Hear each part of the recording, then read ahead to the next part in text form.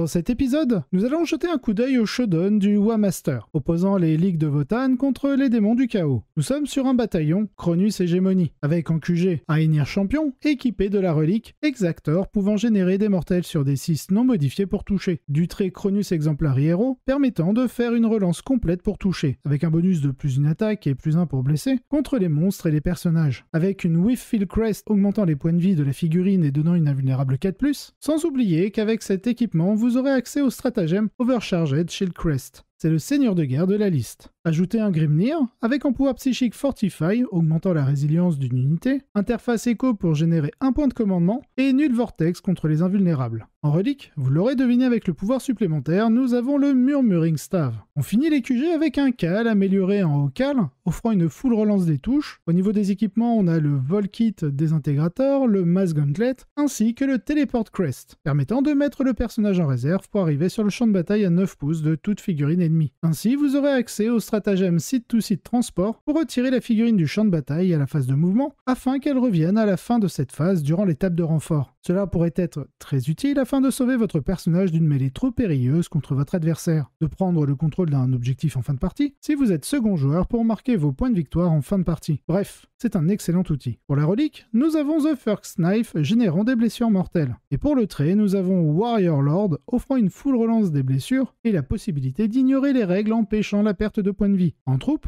on a 3 unités de The Earthking Warrior. 2 unités sont équipées du Multi-Wave comme The Ray, profitant de la relance D1 pour toucher du Cal à 24 pouces, et l'accès au stratagème Multi-Wave System Jammer. Le Medipack, réduisant les dégâts à 0 sur la première sauvegarde ratée, ainsi que la possibilité, via le stratagème Combat Surgery, de ramener à la vie un des 3 figurines. Enfin, le Panspectral Scanner vous permet d'ignorer le couvert léger avec les attaques à distance. Et grâce au stratagème Panspectral Warning, vous pourrez tirer sur une unité à 12 pouces lorsqu'elle arrive à l'étape de renfort de l'adversaire. Sans oublier que le mot-clé Scanner vous permettra de faciliter le scoring sur l'objectif Prospect of Wealth. En élite, on a 2 unités de Synctonian Berserk, tous en Concussion Maul, ainsi qu'une unité de The Earthguard, en Concussion Gauntlet et Volcanic Disintegrator, avec le Teleport Crest sur le chef d'une unité afin de lui donner la relique Warped Streak, permettant d'utiliser une fois par bataille le stratagème Seed-to-Seed Transport pour 0 point de com, pour être redéployé ailleurs sur le champ de bataille et d'empêcher l'adversaire d'arriver des renforts à 12 pouces 2. Dans les choix d'attaque rapide, on a 2 unités de Earnkin Pioneer, la première avec le Multi-Wave comme Ray, l'Ilas Rotary Cannon et le Panspectral Scanner. La seconde aura le Rollbar Searchlight au lieu du Multi-Wave, permettant d'ignorer le couvert dense et de vous permettre de marquer l'unité ennemie ciblée d'un jeton de jugement avec le stratagème Lighten Up.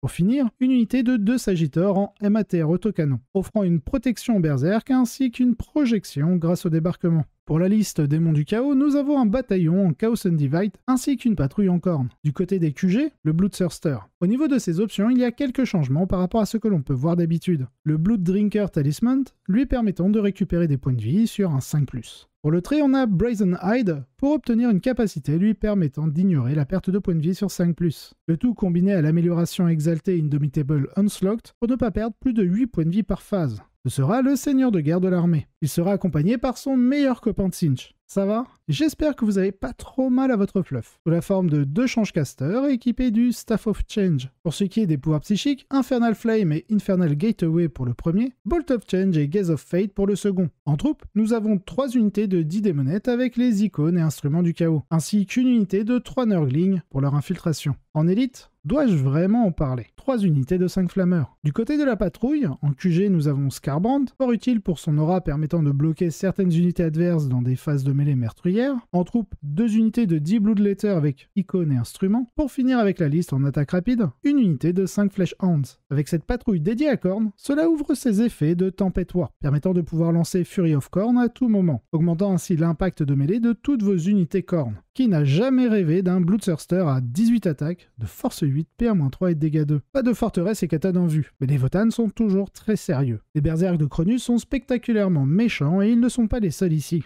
L'escouade complète de Earthguard est une machine à tuer très fiable sur plusieurs phases, et le champion Exactor peut envoyer des choses directement dans l'œil de la terreur avec quelques bons jets. Ce qui est peut-être encore plus inquiétant pour les démons, c'est que même le Earthskin de base peut faire un malheur à leur infanterie. 3 attaques de force 5, chacune lors de la charge est très effrayante, dans un contexte où le manque de pénétration d'armure n'est pas vraiment pertinent. Les démons disposent de quelques outils puissants, notamment, spoiler, les flammeurs, qui sont particulièrement efficaces contre les armées qui n'ont pas beaucoup de figurines en réserve. Et le Bloodthirster que les ligues auront du mal à contourner, mais qui nécessite une attention particulière partout où il passe, pour éviter qu'il ne se soigne avec le talisman. Le problème pour les démons ici est que la façon dont les menaces s'équilibrent rend très difficile pour eux de prendre l'initiative dans le jeu. Les Votann ont un avantage de portée et peuvent prendre une suite très passive de secondaires. Interrogation psychique, pas de prisonnier, et soit Lay Claim ou Prophet of Wealth. Concentrer leur premier tour entièrement sur le fait de réduire les démons en poussière, ce pourquoi ils ont les outils, la puissance de feu de base des Earthkings peut venir à bout de n'importe quelle unité démon de petite taille. Et les Volcaniters Guard, avec les relances du Hokal,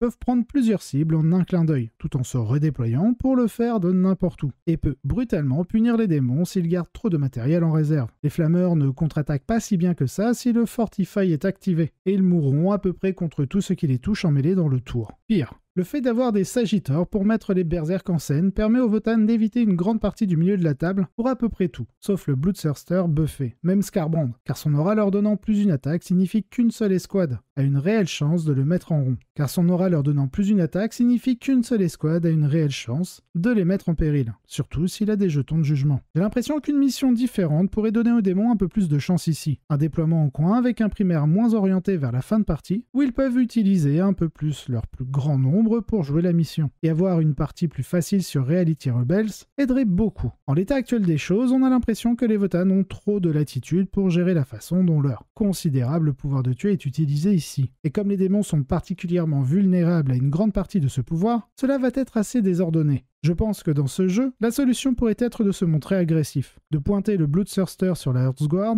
et de voir si vous pouvez faire de la magie en submergeant les armes des nains. Mais il ne semble pas qu'un miracle obscur se soit produit ici. Victoire Votann 96 à 49. C'est peut-être la foire à qui contrôlera le mieux la table que l'autre à l'Alliance Open. Mais en Australie, le meurtre a fait son travail. Cette liste dispose de dégâts fiables grâce aux motos et aux Earthguard, puis de gros coups absolument monstrueux avec le champion et les berserks. Il n'y a pas grand chose que les berserks de Cronus ne puissent anéantir complètement. Et dans cette liste, les Earthguard sont également des tueurs biphasés extrêmement méchants. Enfin, la menace latente de l'Exactor va obliger certaines armées à faire très attention à leur engagement dans une contre-attaque, car personne ne veut perdre ses meilleurs jouets face à un terrifiant tas de blessures mortelles. Il y a beaucoup de choses qui peuvent s'opposer à cela. Il est puissant mais compact, donc si les adversaires trouvent des moyens d'éliminer les unités, il peut rapidement manquer d'outils. Mais il est incroyablement mortel et raisonnablement flexible grâce à ses nombreuses configurations secondaires, donc sous-estimez-le à vos risques et périls. Dans tous les cas, bravo pour avoir mené les ligues à une victoire impressionnante. Petit bonus avec la première place du Kent Wargame GT occupée par le Codex Space Marine du Chaos. Cette liste est composée d'un détachement bataillon Emperor Children, en QG, un prince démon ailé avec le trait Eternal Vendetta pour bénéficier d'une relance des jets pour blesser contre une unité ennemie, il porte la marque de Slaanesh, et Warp Time en pouvoir psychique. En second et dernier choix, nous avons le Master of Possession en marque de Slaanesh. Du côté des pouvoirs psychiques, nous avons Mutating Invigoration et Pact of Flesh, et ce sera le seigneur de guerre de la liste. En troupe, nous avons 6 unités de Noise Marine, 5 avec une icône de Slaanesh et gantelet énergétique sur le champion, toutes sont équipées du Blastmaster.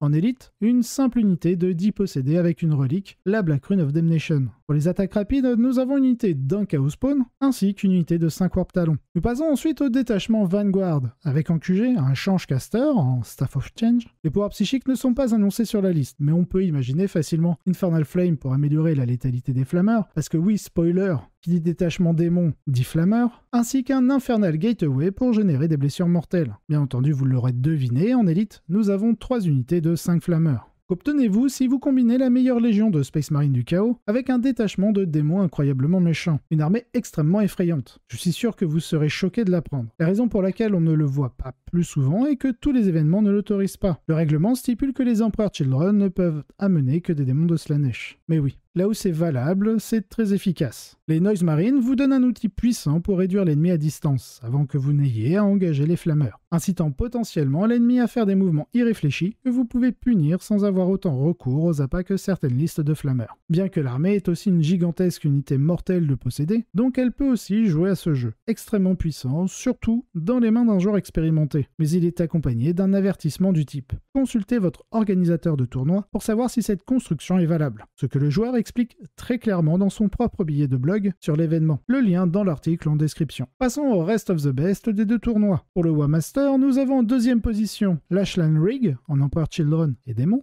En 3e place, Craig Sumpton en Chaos Demon que nous avons vu dans le Showdown. 4e place, Joshua Stephens en Tyrannie de Léviathan. Et 5e place, Mark Boy en Tyrannie de Léviathan aussi. Pour ce qui est du Kent Wargame GT, nous avons en 2e place Dominic Matthews en League of Votan, en Urani Surtre Regulate. 3e place, Stuart Bull en Chaos Demon. Et 4e place, Jack Briman en World Eater.